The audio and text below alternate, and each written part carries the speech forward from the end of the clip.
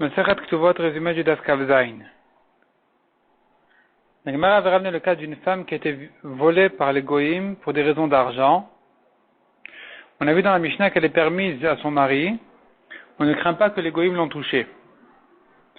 La Gemara précise que cette halakha n'a été dite que dans le cas où c'est les Juifs qui dominent. Mais si c'est les Goïm, elle est interdite. Même si elle n'a été prise que pour des raisons d'argent, elle est interdite. La Gemara dit cependant dans le cas où elle était prise pour des raisons de vie, si elle a été condamnée à mort, dorénavant elle est interdite à son mari parce qu'on craint qu'elle s'est laissée aller avec les goïm et donc elle est interdite à son mari. La Gemara dit non seulement dans le cas où c'est la femme qui a été condamnée à mort, mais même si c'est son mari qui a été condamné à mort comme un voleur ou un assassin, selon les avis, eh bien elle est aussi interdite. La Gemara ramène encore une marloquette. Est-ce que elle n'est interdite que à partir du moment où ça a été tranché définitivement qu'il est condamné à mort, ou même dès qu'on comprend que ça va dans cette direction, elle est déjà interdite à son mari. Mishnah suivante. Une ville qui a été assiégée. Toutes les femmes de Kohanim qui se trouvent dans la ville sont interdites à leur mari, parce qu'on craint que les ennemis les ont prises, même si elles ont été violées, elles sont interdites à leur mari.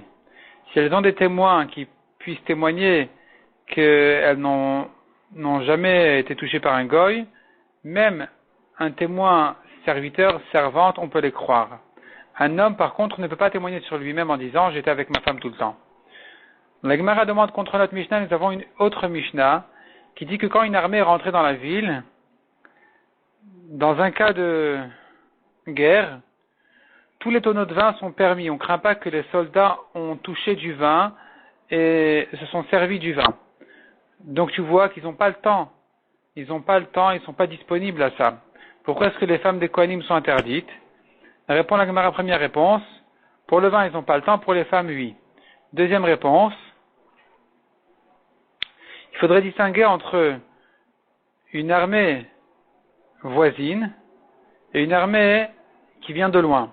Si c'est des voisins qui sont venus conquérir cette ville et l'ajouter sur leur gouvernement, ils font attention de ne pas détruire la ville, de ne pas blesser les gens. Donc les femmes là-bas sont protégées, sont surveillées par l'armée elle-même. Si par contre c'est une armée qui vient de loin, ils veulent tout détruire, donc les femmes sont interdites. Dans le cas où c'est l'armée par contre d'une ville voisine, comme on a dit, les Kohanot sont permises.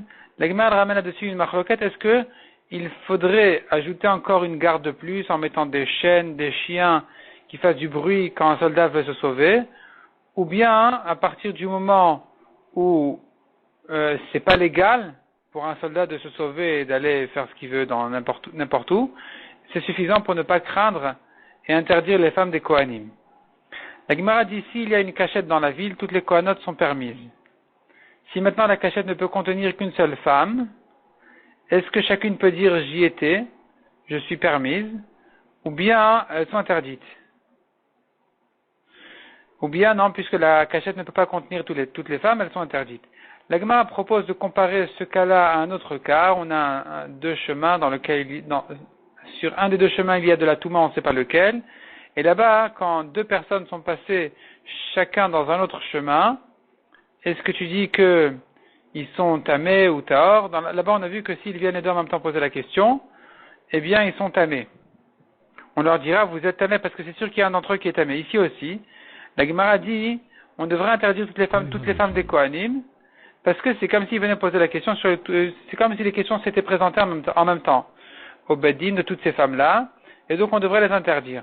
Mais la Gemara répond que non, puisque ici ce n'est qu'un doute, parce que même si elle ne s'est pas cachée, on ne sait pas encore si elle est interdite, peut-être qu'elle était touchée par le goy, peut-être que non, et dans ce cas-là, le fait qu'il y a une cachette qui suffise, qui puisse protéger même une femme, ça pourrait être suffisant.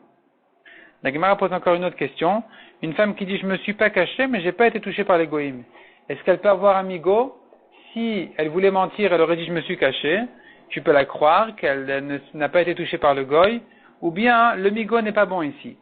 La Gemara compare ce cas-là à nouveau à un autre cas, où là-bas il y a lieu de dire que le migo n'est pas valable contre un témoignage évident qui irait contre le migo, mais la Gemara dit ici c'est pas la même chose. Ici il n'y a rien d'évident. même si elle n'était pas dans la cachette, personne ne sait ce qui s'est passé pour de vrai.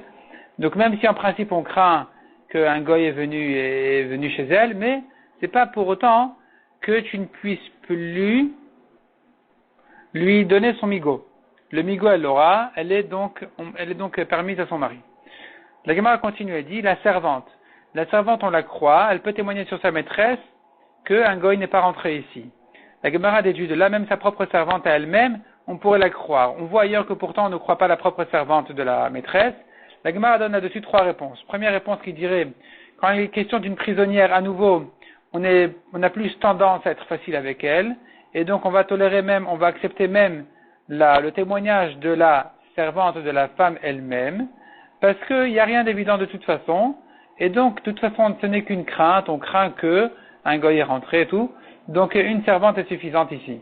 Deuxième réponse,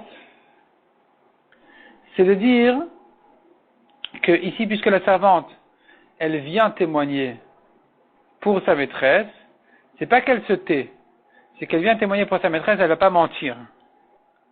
Encore se taire, c'est pas bien, mais venir témoigner et mentir que sa maîtresse, elle a pas rencontré un goy, là c'est trop. Donc tu peux la croire. Troisième réponse, dit la Gemara, il faudrait distinguer entre la servante de l'homme et la servante de la femme. La servante de l'homme peut témoigner sur la femme, la servante de la femme ne peut pas témoigner sur sa maîtresse parce qu'elle a peur d'elle. La Gemara ramène au passage un exemple, on voit que même si les témoins se permettent de ne pas venir témoigner par crainte, ils vont quand même pas témoigner à faux. La Gemara termine par comparer cette marloquette des Amoraïm, comme on a dit, si on peut croire la servante ou pas, à une marloquette Tanaïm, où on voit que dans une braïta, on voit qu'on peut croire la servante, dans une autre braïta, on voit qu'on ne croit pas la servante. Donc la braïta qui ne croit pas la servante, c'est sûr qu'elle va contre les Amoraïm qui ont dit qu'on devrait la croire, parce que dans le cas de la prisonnière, c'est plus facile de la croire, ou bien parce qu'elle est venue témoigner à la servante, donc je dois la croire. Tandis que celui qui dit on ne la croit pas en principe, lui peut s'arranger avec la braïta qui croit la servante en disant, il s'agit d'un cas où elle a raconté de manière tout à fait innocente, elle vient raconter une histoire bête, gentiment, sans raison spéciale, sans intention spéciale, sur sa maîtresse, que voilà, elle était avec elle tout le temps, elle a fait les courses avec elle, elles ont essayé de se cacher de temps en temps, elles sont sorties les jours, les nuits, elle raconte toute sa vie là-bas, et finalement, nous on comprend de cette histoire qu'elle était toujours avec sa maîtresse, et que donc elles n'ont jamais rencontré un goy, enfin elles n'ont jamais été prises par les ennemis. Et dans ce cas-là, tu peux croire, selon tout le monde, le témoignage même de la servante de la femme.